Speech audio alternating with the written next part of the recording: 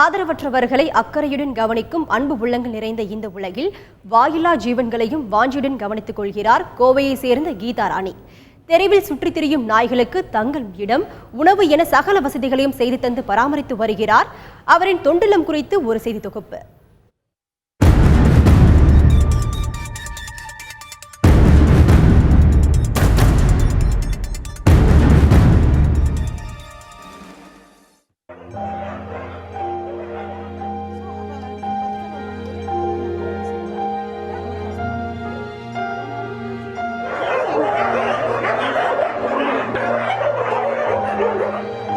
Snehalaya for animals என்ற காப்பகம் கோவையில் பிரபலம்.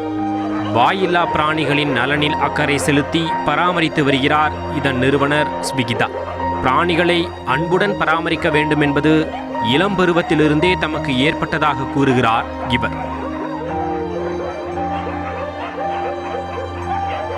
அப்ப நான் சின்ன குழந்தையிலே ஒரு தீர்மானம் எடுத்தேன்.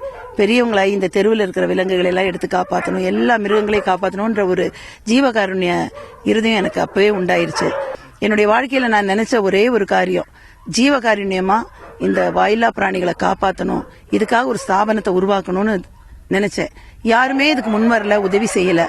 இவங்கெல்லாம் உதவி செய்து உருவாக்குறதுக்கு முன்னாடி எவ்வளோ காரியங்கள் பிராணிகள் எல்லாம் கஷ்டப்படுங்கிறத நினைச்சு நானே என்னுடைய முயற்சியில 10 வருஷத்துக்கு முன்பாக இந்த மத்தம்பாளையங்கிற இடத்துக்கு வந்து ஒரு ஸ்தாபனத்தை உருவாக்கினேன். ஸ்னேகாலயா ஃபார் அனிமல்ஸ் சொல்லி எல்லா தெருவோர விலங்குகளையும் பாதுகாக்க ஆரம்பிச்சேன், லீஸ்க்கு ஒரு எடுத்து. அப்படியாக பெருகி இன்னைக்கு 200 நாய்களுக்கு பக்கத்துல வந்துருச்சு. 50 நாய்களுக்கு வெளியில சாப்பாடு போடுறேன், 250 நாய்களுக்கு தினம் சாப்பாடு கொடுக்கறேன், தெருநாய்களுக்கெல்லாம் சாப்பாடு கொடுக்கறேன். வீதியில் திரியும் நாய்களை பிடித்து பாதுகாத்து வளர்த்து வருகிறார். தற்போது நூற்றுக்கணக்கான நாய்களை பராமரித்து வரும் ஸ்விகிதா பல இடங்களிலும் சுற்றித் திரியும் நாய்களுக்கு உணவும் அளித்து வருகிறார்.